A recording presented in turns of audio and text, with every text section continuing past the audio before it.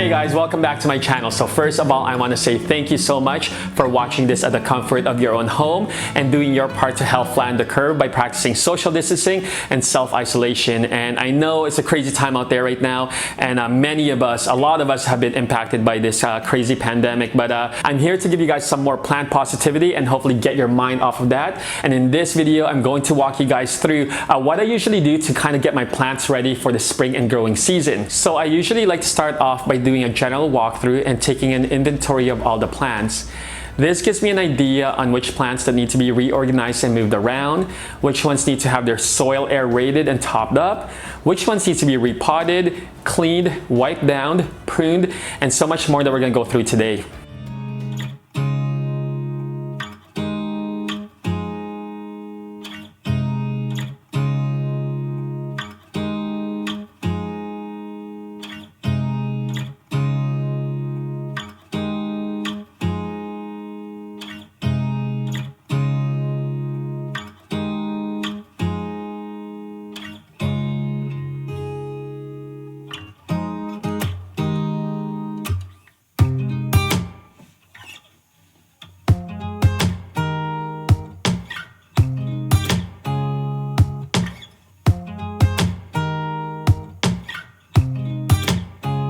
So after taking an inventory during that general walkthrough, I like to then start reorganizing the plants in my home. Here in my bedroom, I'm going to start by removing all the plants off the bookshelves. This allows me to clean and wipe down the shelves, inspect the plants a little bit closer, and then also figure out which plants I want to have closer to the sun and which ones I want to pull back.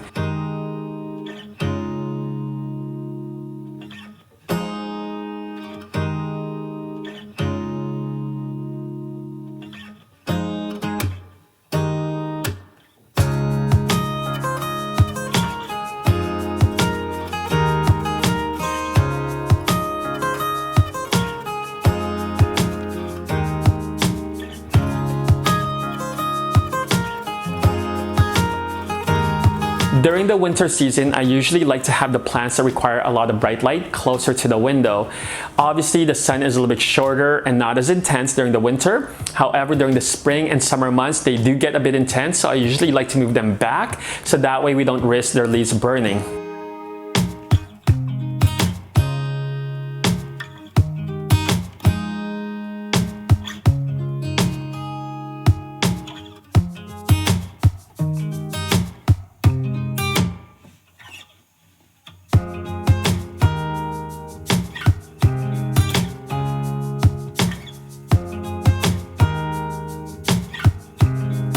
The location of my desk gets a ton of bright light and even direct afternoon sun.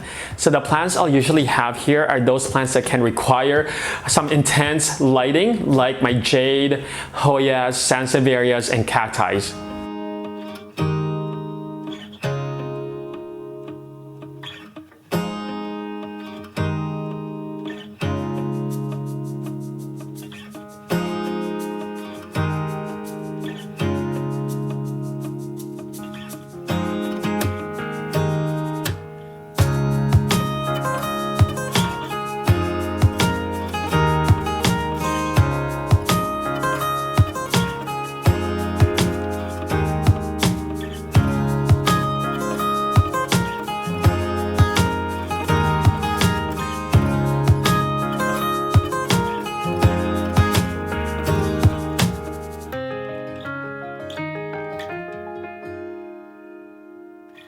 After reorganizing the plants, I then like to go through and do a bit of plant housekeeping and plant maintenance. This involves removing dead leaves off your plant, wiping down the leaves, soil aeration, and watering.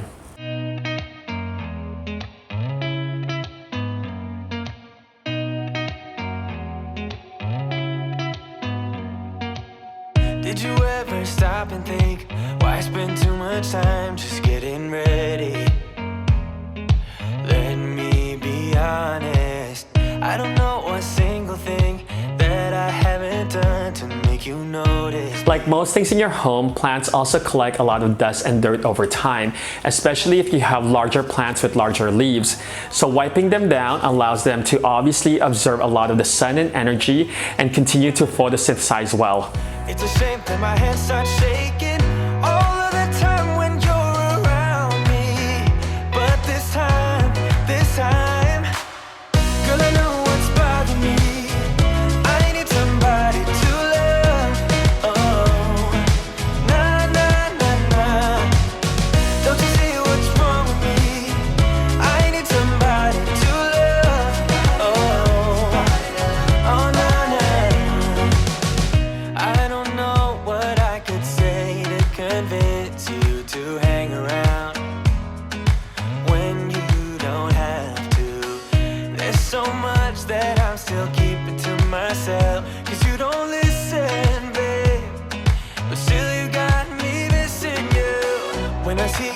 heart starts racing, but I don't know if I like this chasing and playing and waiting around. It's a shame that my hands start shaking all of the time when you're around me. But this time, soil aeration is something I actually like to do throughout the year, and the reason being is when you water your plants, the soil will continue to get pat down and packed. By doing some soil aeration, which is just taking a chopstick and lightly loosening the soil up, it allows the roots to obviously breathe and get some air through that, and also when you're watering, it allows it to actually drain through really well and wash the roots with the nutrients that's from the soil.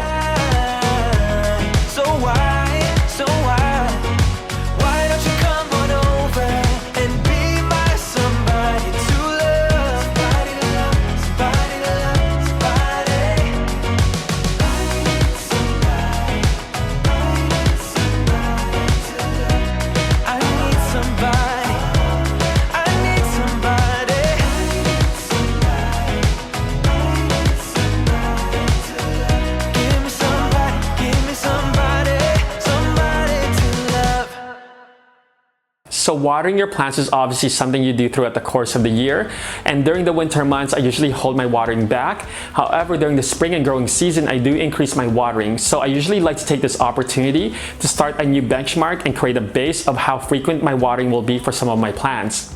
So what I mean by that is if this plant required watering every 2 weeks, now that I'm going to water this, I'm going to see if this will dry out within a week or within 10 days, and that will then tell me that I need to increase my watering into once every 10 days or once a week. For plants that don't require to be repotted this season, what I usually like to do is top them up with fresh soil. You can either do this by just adding some more soil on top of it, or you can remove a bit of the older soil and replace it with fresh one. This obviously will allow them to get a bit more of the nutrients from the fresh soil.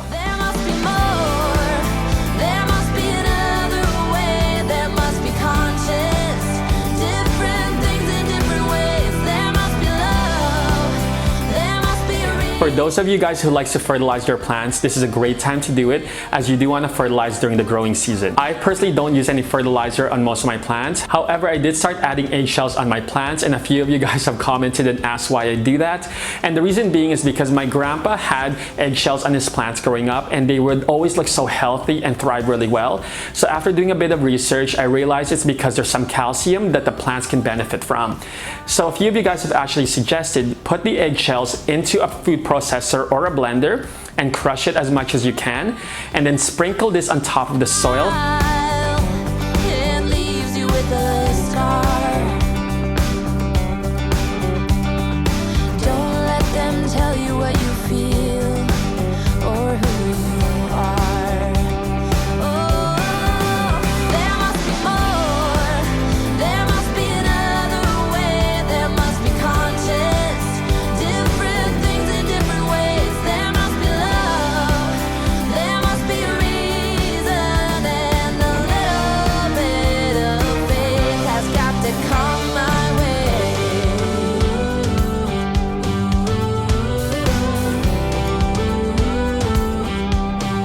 So that way, when you water your plant the next time, the crushed eggshells will actually go through the soil, maximizing its ability to absorb as much calcium as possible. So now let's do a bit of repotting. I actually do have a lot of plants to repot, and I did start a couple weeks back with some of my pothos. You guys can check that video out. But there's a few reasons why you want to repot at the beginning of the growing season. One is because you obviously want to make sure that the plants are not going to be root bound during the growing season, because they do tend to grow faster and bigger. So if you want your plants to continue to grow, make sure that you give them a bit more room for their roots to thrive. The second thing is obviously when you are repotting, your plant will usually go through a bit of a shock, so that's why you want to do it at the beginning of the growing season, so that way they can get over that shock pretty quickly. As you guys can see here, I'm going to be repotting the string of pearls, the Hoya angleriana, and the wandering Jew or Tradescantia zebrina.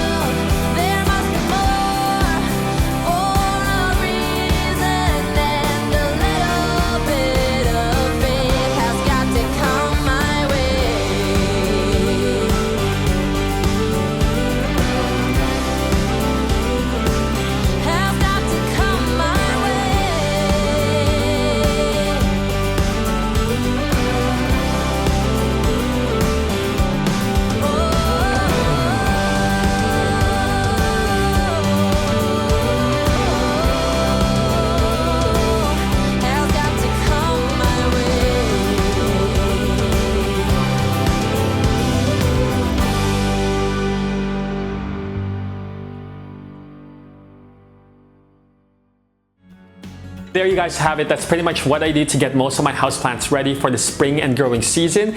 But I'm curious to find out from you guys if you do a similar method that I do, or do you guys have your own personal tips and tricks. Comment below and share with us. Other than that, hopefully you guys enjoy the rest of your weekend and week ahead, and we'll see you guys soon. Peace.